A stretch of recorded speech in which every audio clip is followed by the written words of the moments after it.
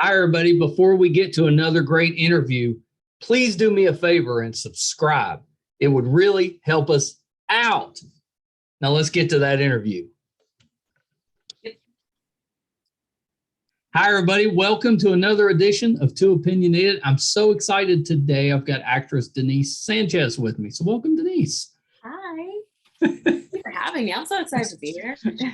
Yeah, me too. I'm such a Bosch fan. My dad turned me on to it because he's never watched the show, but he loves the books. Okay. So my intention was to set him up, with Amazon so he could start watching the show. I was like, you'll love this, Dad. Well, that was too complicated for him. Sure. So I've even tried to go over there and turn it on. He's like, well, I've already read the books. I was like, well, it's not the same. But oh well. But I have become a huge fan. So I'm so excited to have you on. Thank you. So before we got to talk Bosch, but before we do, tell me a little bit about what got you into entertainment. Why did you want to become an actor? It was just one of those things that I can't remember not wanting to be an actor, and for that matter, not ever putting on some sort of weird performance for my family. Since I can remember, and if you were to ask my mom and my dad, they were like, you were always jumping in front of the camera. Mm-hmm. If there was an unattended mic, you would jump on it and just sing or do something crazy, but when I really started taking it seriously, I've been doing theater and dance growing up, but it wasn't until decision time came in with high school, and it was like, okay, what are you going to do? And for me, my parents were always just like, okay, well, she's going to be a lawyer or a vet or something like that. For me, I would always been like, well, I was never in my things of what I wanted to do. Like, I've always been dancing, singing, acting, whatever. But of course, with them, they were like, that's not stable. You're not doing that. Right. You go to school with, and get a degree. Parents worry about that stuff. Yeah, and understandable. Back then I was like, you don't understand me. But now as an adult and having been in this business for 10 years, they weren't lying. It was not easy. And just now I'm finally getting traction, thank God. But at the time, I ended up going to school for nursing, and I didn't even last like 2 semesters. I was like, I'm miserable. I don't get it. This is not a wheelhouse.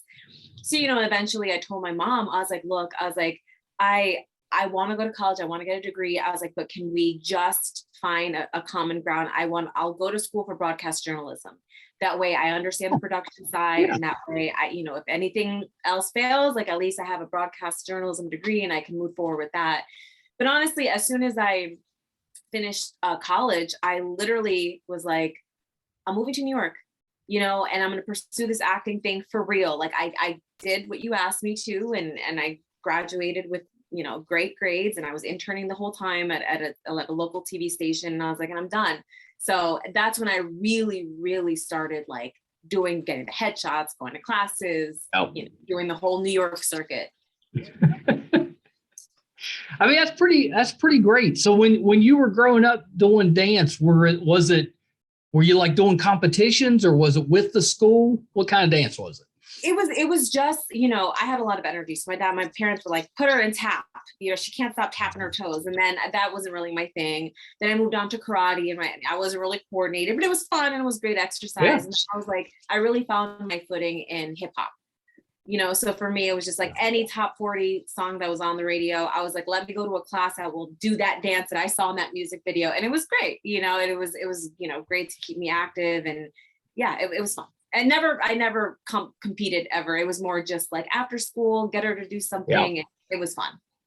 Do you have a TikTok channel? I don't, I created an account when it first became really popular, 3 years ago. And I think I used it twice. Listen, my brain doesn't go beyond Instagram and Facebook. I do a little Twitter here and there for the show, but when it came to TikTok, I just didn't know what to do. There was too many things going on. So I have an account, haven't posted since I got it. And I think I had one. There's a lot of dancing on there. Yeah. Actually, a lot of the dances that came on through it, the challenges, if you will, I would see the secondhand through Instagram.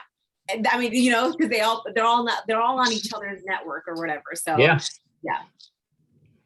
I got the account on TikTok when it looked like TikTok you weren't going to be able to get an account anymore there. You remember that brief period we had a couple of years ago, and I was like, well, I better go ahead and get one just in case. Right. So yeah. But yeah, that's a little tougher to get. Instagram, Twitter, it's a little easier on those. Yeah. Facebook, definitely. Yeah. I mean, I've been TikTok's a little tougher. Yeah, TikTok, I wasn't understanding the algorithms and then how to post and edit. And I know my friend was like, no, you have to get on it because you'll get like so many more followers. And I'm like, I just want to have fun. I don't want to have to worry about followers. But she was like, look over my shoulder and I'll show you really quick. But she was so fast with it. And I was like, I don't know. I'm like, it still makes no sense to me. I'm just more of like a post a picture and send, so. I know. Maybe I'll revisit. Have you gotten to play a nurse in anything yet? I did. I had an under 5 on General Hospital. Nice. Yeah. Yep. Did you call your parents and be like, see, it paid off? I sure did. I sent my mom a picture in my scrubs. And I was like, see, I did it. It's not real, but look at me in scrubs. And she was like, I'm so proud of you. I think that's good stuff for the parents. Oh, yeah. Because they were like, oh, she's going to be a nurse. That's going to be good. Yeah. Oh, she's not going to be a nurse. Right. Well, maybe she's a little bit of a nurse. Right. How long were you on General Hospital? I just did one episode. It was like an under 5. I think it was just like, here's your wheelchair, sir. And then I walk right back out. Yeah. Those soap operas are, I think, such a good place to kind of learn acting because it's so repetitive and you have to do so much so quickly, but kind of intimidating. Yeah, they have a whole sound stage at this hospital that they made for General Hospital. It was a hospital, now it's the sound stage for General Hospital. And man, they cranked those episodes out. And a lot of the actors have their sides right next to them because it's a lot of copy that they have to turn over within 24 hours. So it was definitely a learning experience. Like I had my own little room, and then all of a sudden they were like, "Nurse 2, come down to the set." It was very much like, kind of like a in and out thing situation, but it was a great experience. Yeah. You didn't like approach him and be like, could we give her a name? Right. I wish. Listen, I think on my IMDb, not in my resume, I gave her a name. On IMDb, it was up as nurse number 2, but I think I called her on my resume. I put her on my hard copy resume. I think I just put like Nurse Salzano or something like that. Yeah. So if you were running a show, wouldn't you do that? Especially if you were an actor, and then switched over behind the camera, wouldn't you help actors out and be like, I'm going to give her a name? Oh, for sure. I remember thinking to myself, I was like, whenever I do, because eventually I do want to become a director and just kind of branch out. But I was like, even these small under 5s or co-stars, it always kills me when you see like police officer 1. I'm like, just name them. What does it cost to be like Officer Suarez, or like instead of Nurse 2, make it Nurse Salzano? I mean, it's literally... Well, yeah. I mean, especially if you're not saying a name, what does it matter? Right. And it, just as an actor, it makes you feel good. It doesn't make you just put your body bag just showing up. It makes you feel like, oh, I have a character, and that's that's right. Actors, it's a big win when you have a name attached to your character versus like student number 2. Yeah, I think that may be how I break into Hollywood. I'm going to be the guy that goes in, just negotiates the names. There you go. Yeah. Once you get the role, that's when I'll step in. I mean, like, all right, we're kind of partial to Denise on this one. There you go. I don't know. I think there's something there. Something there, man. So what was your first role? My first speaking role or non-speaking role? Because before I had my first speaking role, I was doing a lot of featured work, like as in like a girlfriend. So my first non-speaking role, oh man, I think it was like on Gossip Girl. I was like escort number 1, and I was just laying there with an overdose.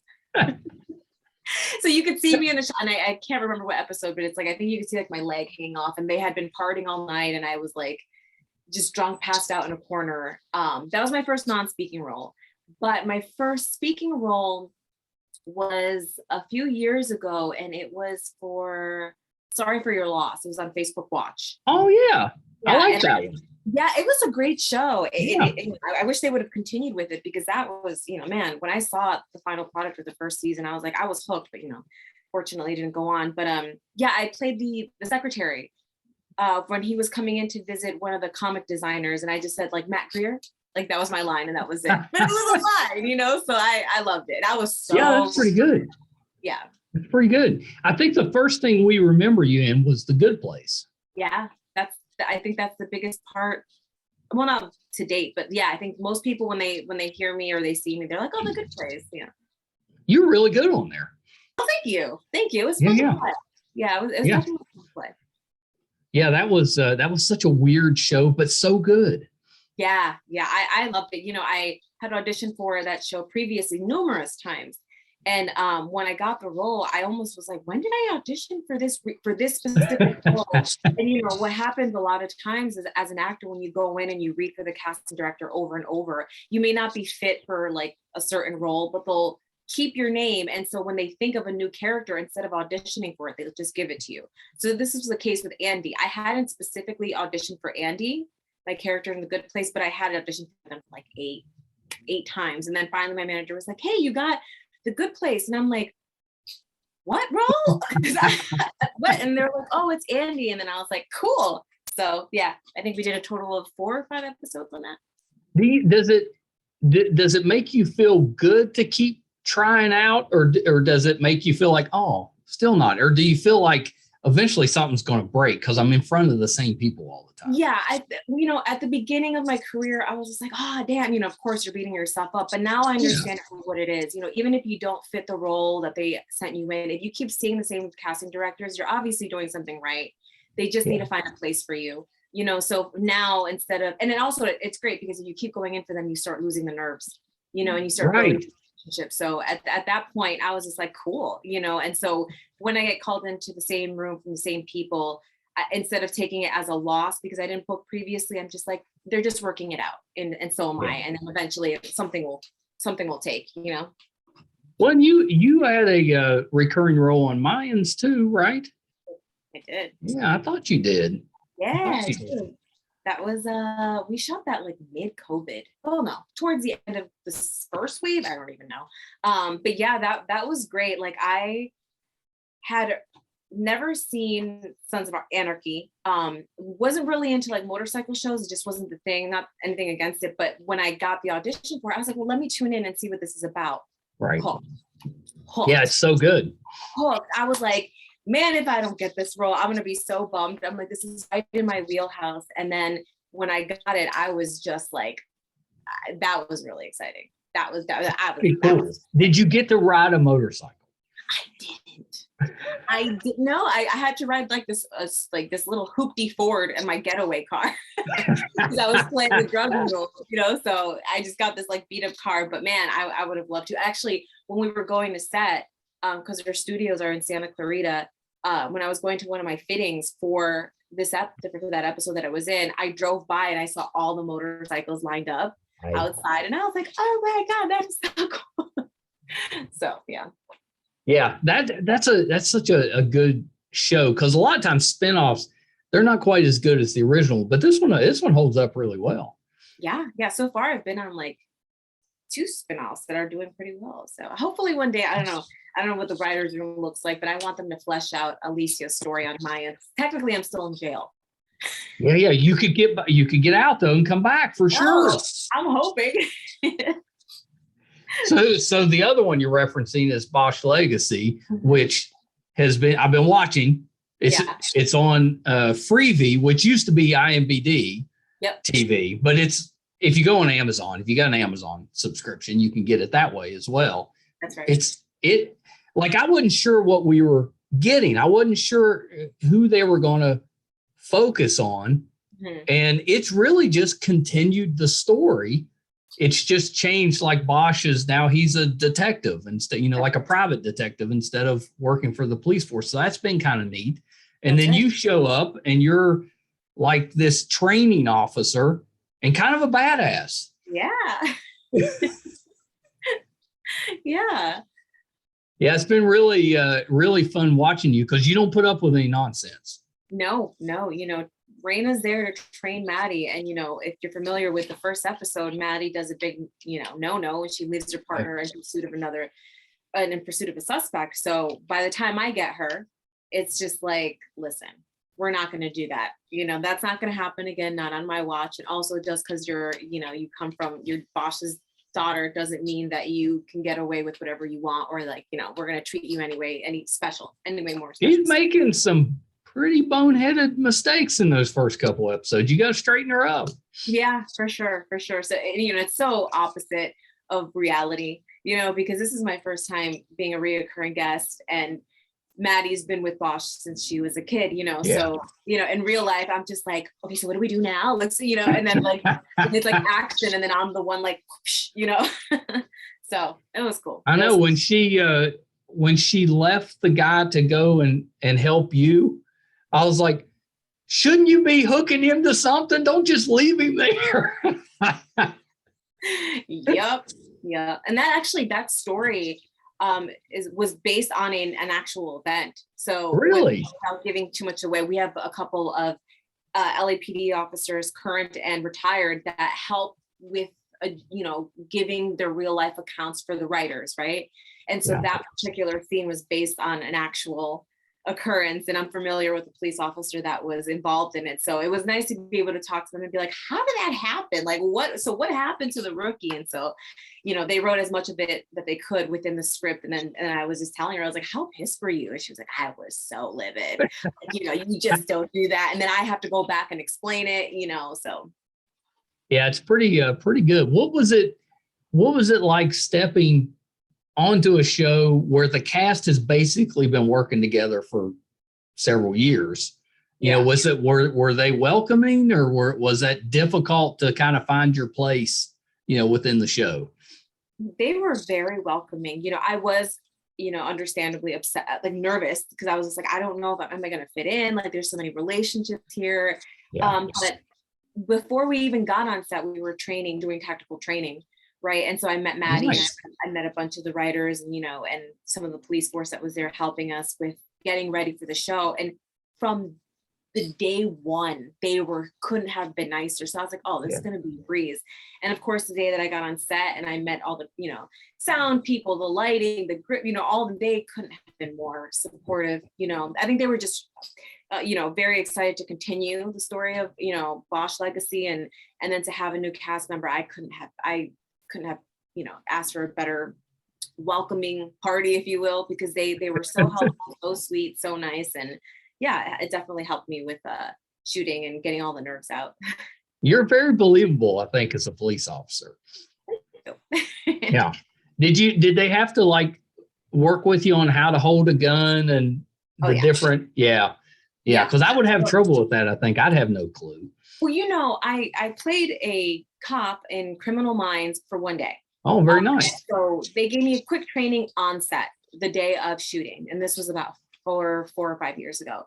So, and, again, I was a co-star, so the camera wasn't on me. So it mattered, but it also was just kind of not as much of an integral training, right? But when it came to training Raina, we definitely trained before, because obviously, there's a lot of cops that watch the show as well, and we wanted to make sure that we're doing it right, so they're not taken out of reality and being like, okay, first of all, that's not how you do it, so it was good. So we got tons of tactical training, and it was great because we had male and female police officers available to us, because it's different how a male would approach somebody their size versus a woman approaching somebody who's much bigger. So we had both perspectives, and it was great, everything from drawing our gun, proper running form, to how to handcuff, which, by the way, didn't think was going to be a thing, but I realized it took me through the season to finally nail handcuffing somebody properly.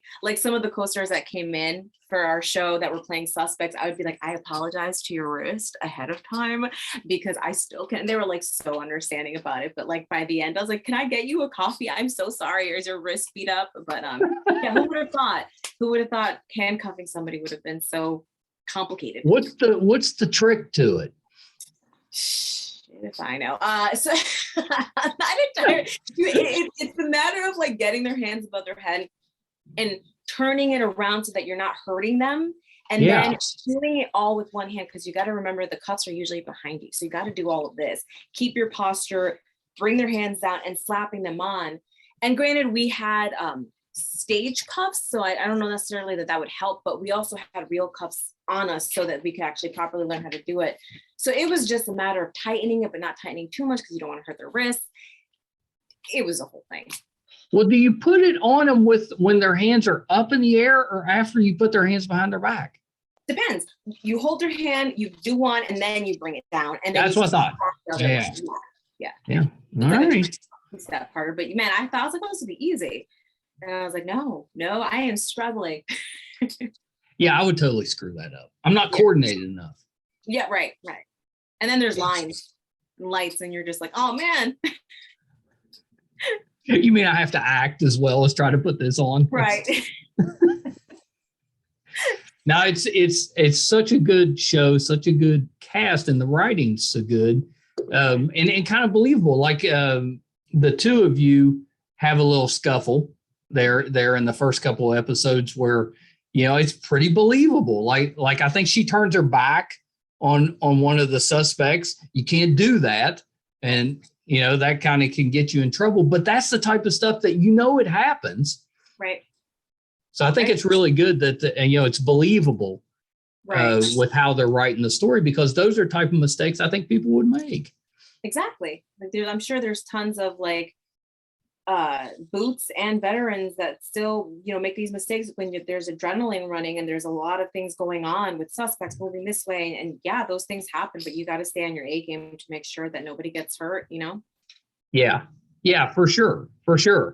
So what can we expect as the season's going on? It's been, how many episodes are out now? I believe this past Friday was 5 and 6. So we have a total of 10. So we would have 4 more to go. So 4 more to go for the following Friday. So anything big that we can expect with Raina? Is she gonna make it through the season? Yes, she makes it through the season, and that's about it. I mean, that's all I can say. But it is the direction that it goes in. Man, y'all are in for some stuff. It is. Yeah. It's good. Wow. I remember I was talking to somebody the other day, and they were trying to get me to tease without saying too much. And all I could say was when I got the script and I got the copy, I literally threw it across the room, and I was like, what? It was that good. And I was like, so that's all I can say about that. But it's so good. Well, I wanted to know if she was going to make it, so we might see her in season 2. Mm-hmm. She'll make it this season. Okay. All right. Yeah, I can tell you. She'll make it this season.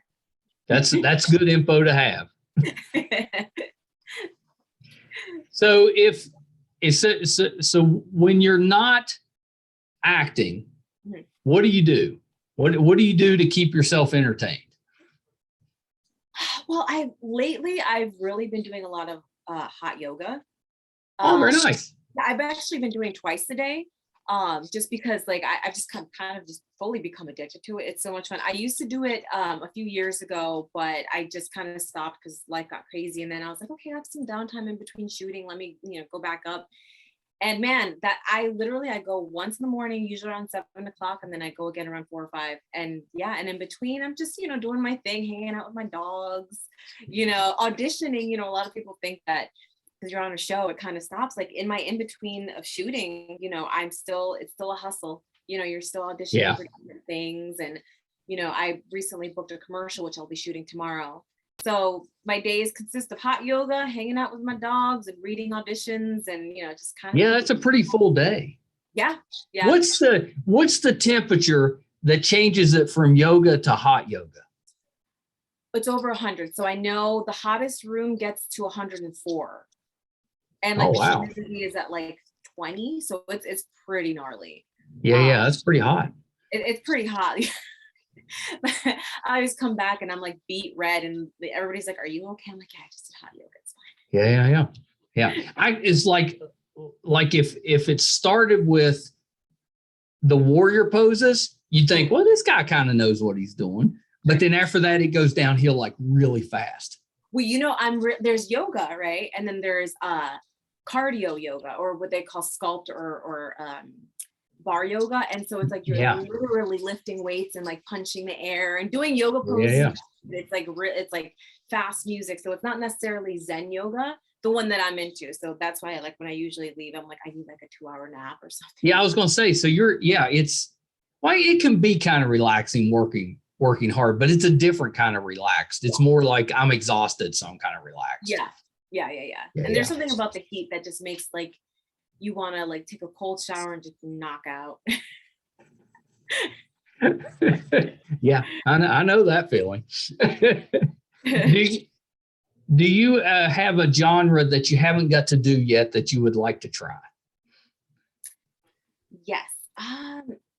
Dramedy. Like the first thing I can think of is Barry, and it's on HBO. Oh my gosh, yes, I love Barry.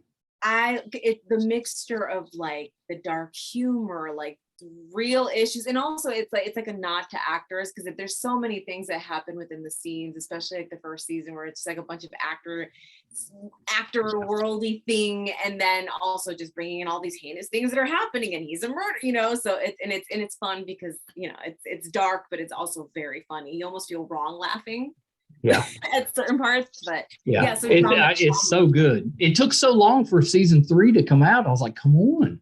These 1.5-year long breaks are killing me. Like I think I started watching Barry once season 2 was out, and then I was like, why did I do that? Why did I watch it all at once? Because they were like, oh, it's coming back in a few months. Few months turned into like a year and a half, and I'm like, what is happening? I know, and it's different from the way it was several years ago. There's not 26 episodes. It's like 10 episodes. You're lucky if you get 10. Yeah, and it kind of forces you to binge watch it because it's good. Right. And then you're done. And then you got to wait. Yeah. That's why it gives you time, though, to get on season 4. Yeah. That's why I kind of like whenever I start a new show, I'm always like, let there have already been at least 4 seasons out, so that I don't have to wait that long. I can kind of like, watch it. And then by the time I'm done, circle back. My son does that. He does all the editing and the hard stuff for the podcast. That's how he watches stuff. Sure. It almost has to end before he'll start it. Yep. Then I guess once it's done, you're done. Like he won't mess around with any show during the first season. No, it has to get to season 2 or he's not messing with it. I think the one show that I did that with recently that I was like, why did I do it? But it was so good. It was Dead to Me with Linda Cardellini and Christina. Oh, that was good. I watched that all in like, when they were coming, and like even having to wait weekly for like a new episode was just like killing me. But then I was like, damn, I wish I would have waited until like season 2 was out. And then now sadly, after I think season 3 is their last one. So I'm like, I think so. Yeah. I know that was a fun show. We did that, during our downtime during the pandemic. Sure. Yeah. Yeah, I get it. There's so much out there. And I feel like we had that several months period where we were kind of stuck at home. I think we watched all of it. Yeah. We were actually looking for stuff to watch. I didn't think there was any way because there was so much. I know there's still a lot of shows that I started like when the pandemic was like full on that like I didn't like. Ozark was one of those shows that I never got back to because I literally started so many shows and I was like, I can't keep up. And even now coming out of all of it, I'm like, I still have to revisit because it was a great show. Hopefully we're never going to have that amount of downtime anymore. Right. So I think that a lot of people did that. If you didn't finish some shows during that time, you may not finish them. Exactly. That's exactly right. That is exactly right. So I don't know if that ship has sailed, but I hope to revisit. Yeah. Well, Ozark, I think it's rapid. This was the last season. So that would fit the criteria. You could watch that now. There you go. Now I can do it without worrying about having to wait for anything to drop it. Barry's a good one. That you would fit on that one. Oh my God. That is like I keep every day. I'm like, while they were filming, I was like sending my agent and my manager, like, does Barry have a breakdown that is there any way we can slip me in there somehow, some way? Yeah. I like it because it gives you that kind of inside look at in the heads of actors, a little behind the scene type of thing. And that cracks me up. Yeah. And I know it exaggerates some of the stereotypes and stuff, but it's still, it gives you that little bit of look inside, what's going on with actors. And I think that's kind of neat. I love almost the exaggeration, because as actors we are so dramatic, and so I was like, yeah, it's an exaggeration, but it's also spot on.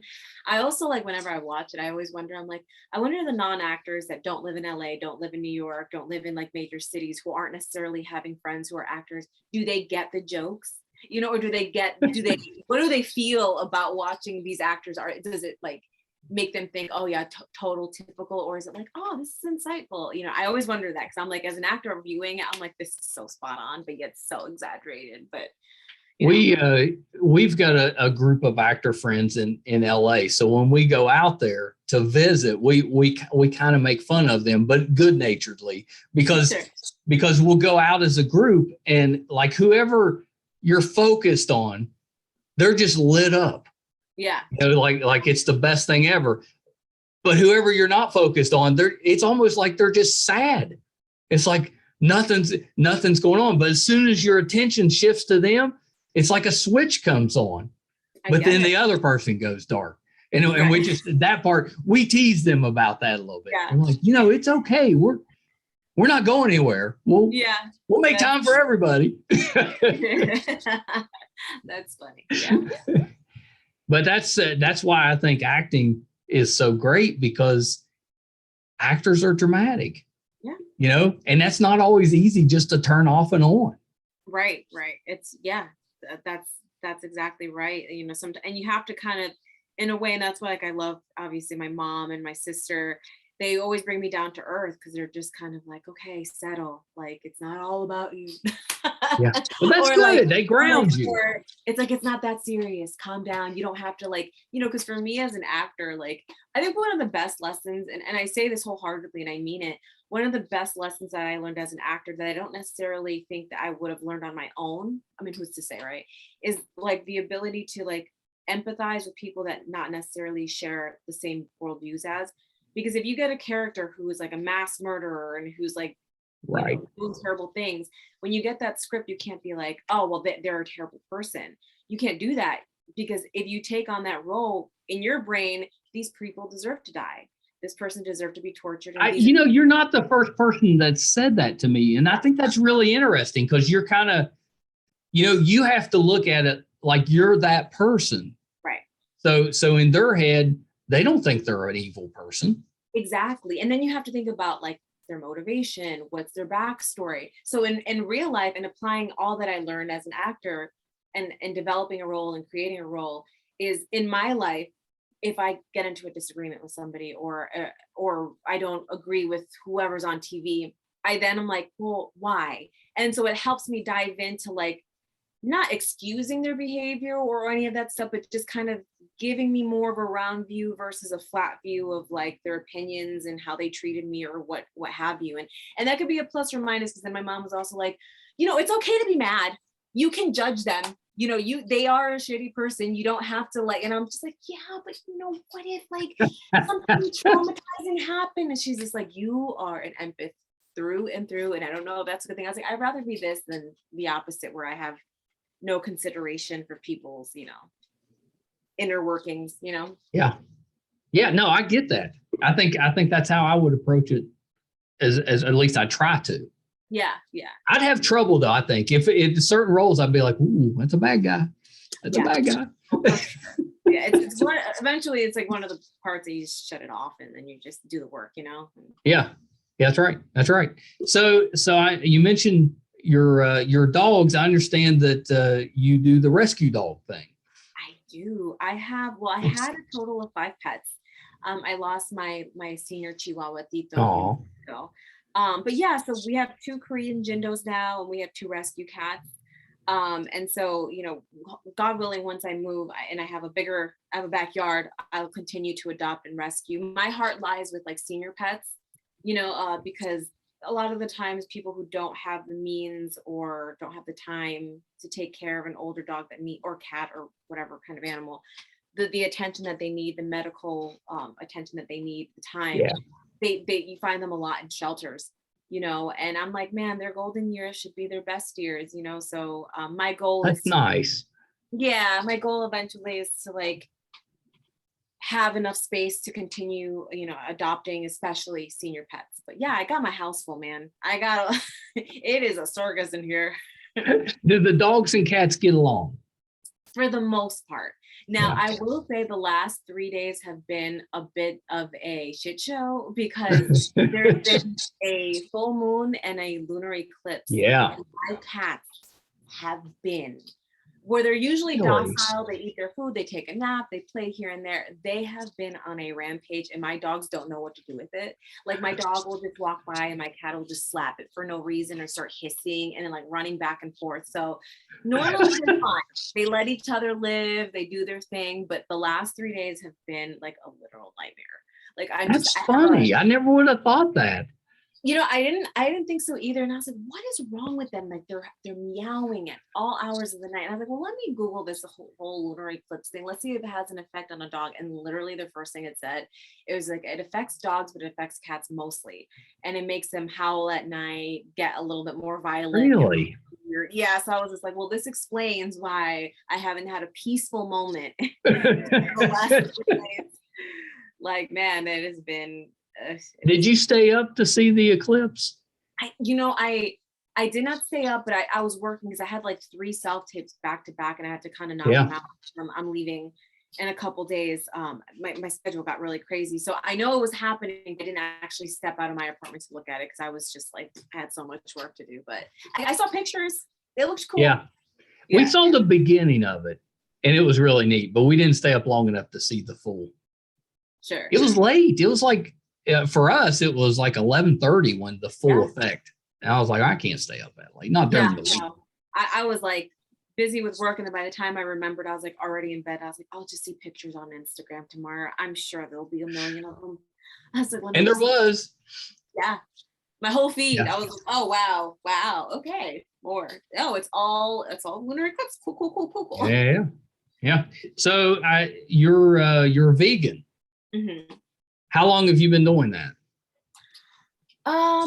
Okay, so I've been vegan now about 5 years, but previous to that, I was a pescatarian. And when I was a child, when I was like 9 or 10, I was a vegetarian. So I've been on and off vegan, vegetarian, plant-based diet for the majority of my life. But veganism, like hardcore, like no animal products, nothing as in terms of like even belts or shoes or makeup, the last 5 years. What was there a food that was difficult to give up? Cheese.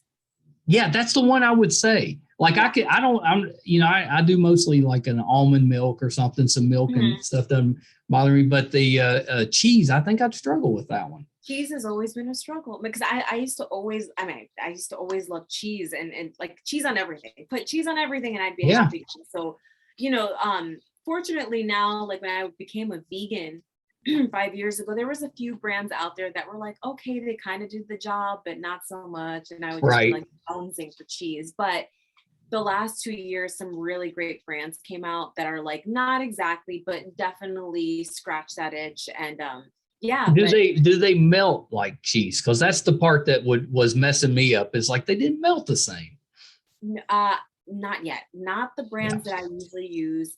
They don't melt. But there is this one place, if you ever come out to LA, there's this place called Fromage. It's on West Sunset Boulevard.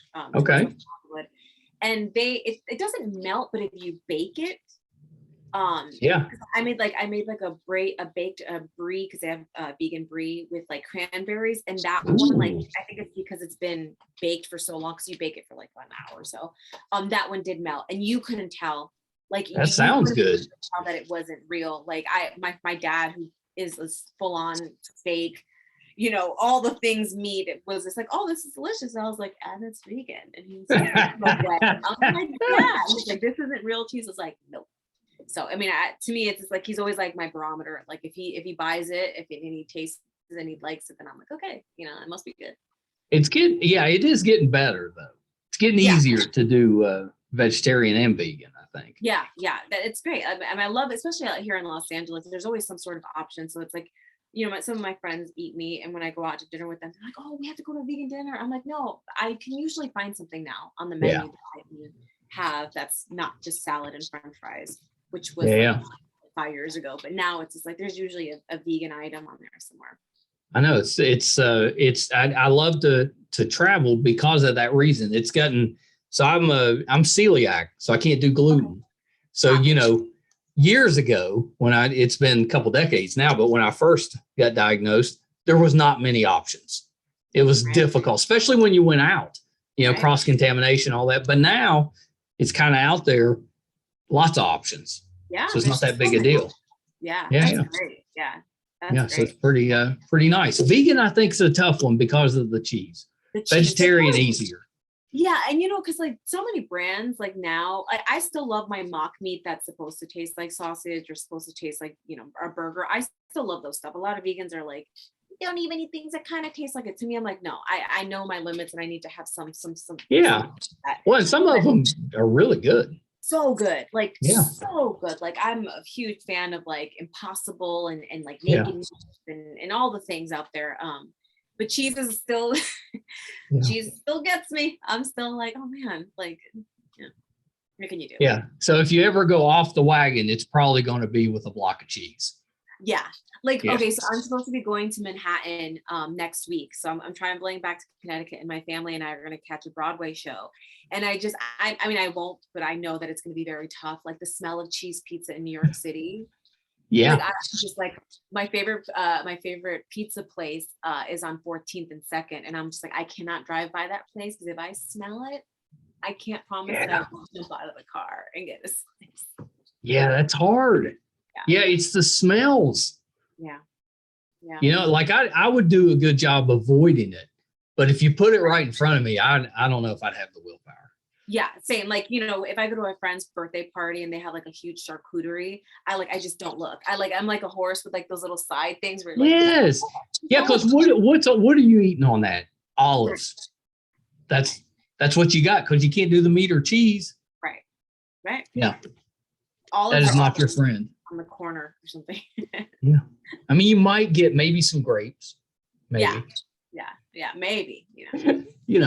Some cranberries. I've seen them with cranberries. Cranberry. I mean, now some of these like charcuterie boards are so tricked out. Like, I'm like, do you guys even finish that? No, it's fancy. It is fancy. Very, very. Well, Denise, thank you so much. I knew this was going to be fun, and you've just been the best. I'm loving your work on Bosch. You're such a good actress. Oh, I appreciate that. Thank you. It makes me very happy to hear you say that. I was hoping, now Barry is terrific. I was hoping you'd say superhero. I think we need to get you on a superhero. Oh, for sure. Like, yeah, that's just like, yeah. But I would love to be a superhero. That is by hand. Yeah, absolutely. That's on my vision board, if you will. Yeah. So you could let him know. You'd be like, I took a little karate. I know. I did a little, and I still do kickboxing here and there. So technically, I'm a superhero. Yeah, you could do it. You could totally do it. And there's a billion shows out there now. I know. Oh my God, I can't even keep up with. But yeah, hopefully something comes down the pipeline for that. I would love to do that, man. That would be a blessing. You're already on Amazon. You would be a good fit for Wheel of Time. Ooh, yeah. You should check into that. Do a little, maybe like a magic user or something like that. Yeah, that's not a bad idea. I know. I'm gonna keep you busy. Yeah. Listen, tell me, let me know, and I'll look into it and be like, this is what he said I should do. Yeah, I'll check that out. So a couple of things, Denise, before we wrap up. I think we've hit everything, but anything else that you have going on that we can kind of keep an eye out for? Well, I'll have a commercial coming out. I think I touched on this earlier. I have a Walmart commercial coming out. Oh, very nice. Yeah, I'm shooting that tomorrow, so it should start airing within the next couple months or so. These commercials tend to come out pretty fast. Are you selling? Are you like just representing Walmart, or are you selling something? So I'm a mom. My role is called mom. Mom with Legos. So I am with my partner in the scene, and we're building a Lego situation for our children. Oh, very nice. Yeah. So I'll keep an eye out for that. Yeah. So watch out for my face. Okay. Last thing, where can we find you on social media? So my handles are the same all across the board. It's Denise Sanchez, and that's on Twitter, Facebook, and Instagram.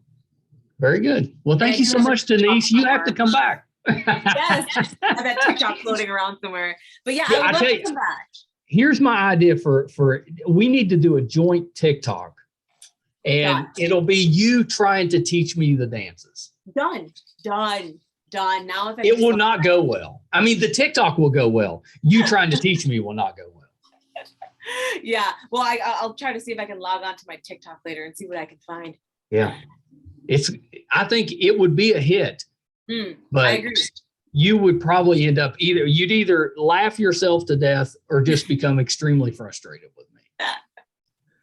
Oh man, we got to try this. I think so. I think that would work. Yeah, man, let's do it. I'm pretty sure TikTok, if you either have to be really good at it or really bad. Right. Either way, you're going to get followers. I almost feel like the stuff that really doesn't that is really bad does better because it's relatable. So yes, if you don't get the choreography, I'm sure people are like, I get that, man. Like I can't, I wouldn't get that either. It's like, bless their heart. I'm going to follow them. Yeah, man. Yeah. Got to see what they're doing next. Okay. Hold on one second, Denise. All right. So that was the talented Denise Sanchez. I hope you guys are watching Bosch Legacy. It is so good. You can see, I think all of the seasons of Bosch are also available on Freevee, and then the first season of Bosch Legacy. So definitely check those out. It is excellent. Such a good show. Hope you guys enjoyed that. Really appreciate that you took a little bit of time with us. You could really help us out. If you haven't done so yet, if you could subscribe, that would just be the best help to us. We really appreciate it. It's something that is easy to do. It's free, but it's a huge help to us if we can boost those subscription numbers. So if you haven't done so, please subscribe. Thank you so much. You can find all 400 episodes, audio and video, on our website, meistercon.com. If we're going on location, if we're doing anything in studio, if we're covering a convention, if we're going to CrimeCon, all of that will be on the website, meistercon.com. So check that out. Thank you guys so much. Until next time. Bye, everybody.